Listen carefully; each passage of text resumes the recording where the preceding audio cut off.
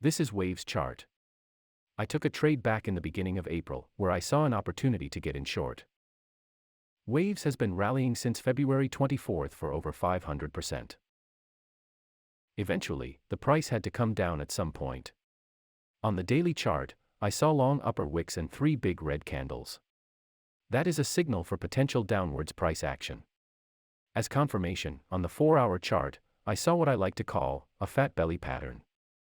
From my experience, this type of pattern tends to bring price down. After having both signals confirming my bias, I look at the 1-hour and 15-minute charts for an entry.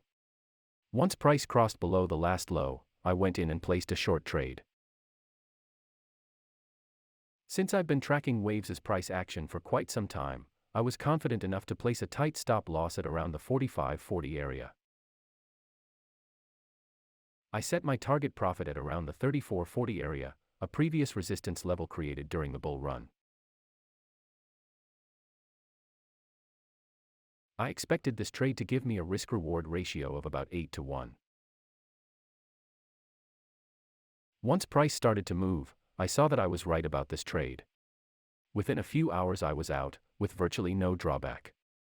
While I was confident about this trade, I was on a losing streak, so I decided to take some profits along the way.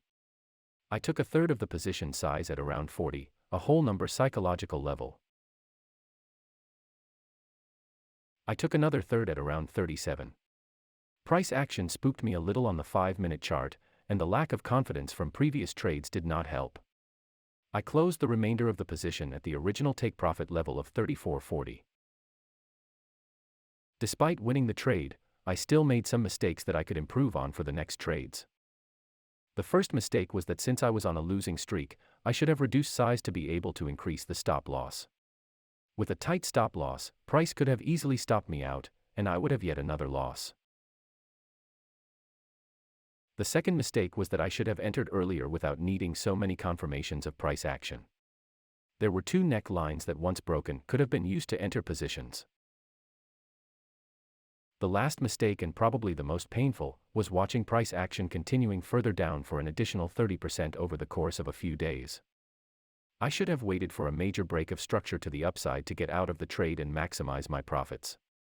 Had I done that, I would have made more than double the profit. Thank you for watching.